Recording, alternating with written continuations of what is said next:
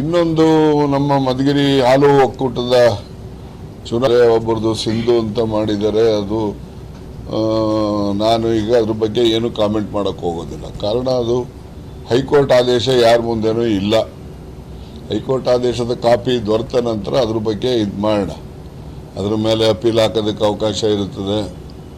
ಅಪೀಲೆಲ್ಲ ಹಾಕ್ತಾರವರು ಇಬ್ಬರೂ. ಯಾರು ಪಾವಗಡದವ್ರದ್ದು ಮತ್ತು ಮಧುಗಿರಿ ಎರಡೂ ಇದ್ದಾವೆ.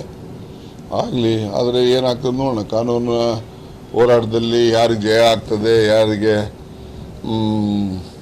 ಸೋಲಾಗ್ತದೆ ಅಂತಕ್ಕಂಥದ್ದನ್ನು ನ್ಯಾಯಾಲಯನೇ ತೀರ್ಮಾನ ಮಾಡಬೇಕೇ ಹೊರತು ನಾವು ಅದ್ರ ಬಗ್ಗೆ ಯಾವುದೇ ತೀರ್ಮಾನ ಹೇಳಲಿಕ್ಕೆ ಬರೋದಿಲ್ಲ.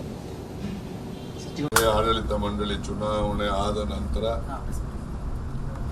ಪ್ರಪ್ರಥಮವಾಗಿ ಈ ದಿವಸ ನಾವು ಎಕ್ಸಿಕ್ಯೂಟಿವ್ ಕಮಿಟಿ ಕಾರ್ಯಕಾರಿ ಸಮಿತಿ ಸಭೆ ಮತ್ತು DAP ಮೀಟಿಂಗ್ ಎರಡು ಸಭೆಗಳನ್ನು ಅಧಿಕಾರಿಗಳು ಮತ್ತು EC ಮೀಟಿಂಗ್ನ ನಮ್ಮ ಬ್ಯಾಂಕಿನ ನಿರ್ದೇಶಕರುಗಳು ಕೆಲವು ಜನ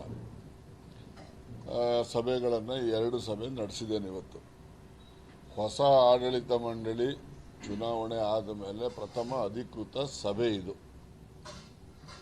ಹೀಗಾಗಿ ಎಲ್ಲ ಹೊಸ ನಿರ್ದೇಶಕಗಳನ್ನು ಕೂಡ ಸ್ವಾಗತ ಮಾಡಿದ್ದೇನೆ. ಮತ್ತು ಈ ದಿವಸ ಸಭೆಯಲ್ಲೂ ಕೂಡ ಹೆಚ್ಚು ಪರಿಣಾಮಕಾರಿಯಾಗಿ ಚರ್ಚೆಗಳು ಎಲ್ಲ ಆಗಿದೆ, ತೀರ್ಮಾನ ಆಗಿದೆ. 28ನೇ ತಾರೀಕು ಇಲ್ಲ ಅಂದರೆ 30ನೇ ತಾರೀಕು ಇದೇ ತಿಂಗಳಲ್ಲಿ ಸಂಪೂರ್ಣ ಆಡಳಿತ ಮಂಡಳಿಯ ಸಭೆಯನ್ನು ಕೂಡ ಕರೀತಕ್ಕಂಥ ವ್ಯವಸ್ಥೆ ಮಾಡಿದ್ದೇವೆ. ಅಂದು ಬಹಳಷ್ಟು ವಿಷಯಗಳ ಬಗ್ಗೆ ಚರ್ಚೆ ಮತ್ತು ತೀರ್ಮಾನಗಳು ಆಗ್ತವೆ.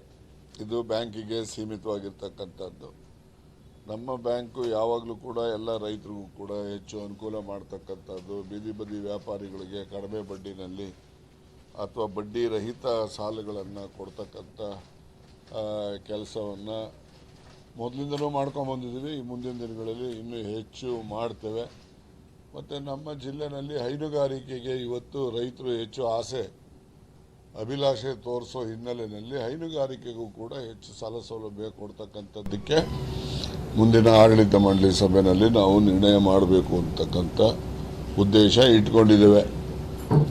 ಇದಾದ ಮೇಲೆ ರಾಜಕೀಯವಾಗಿ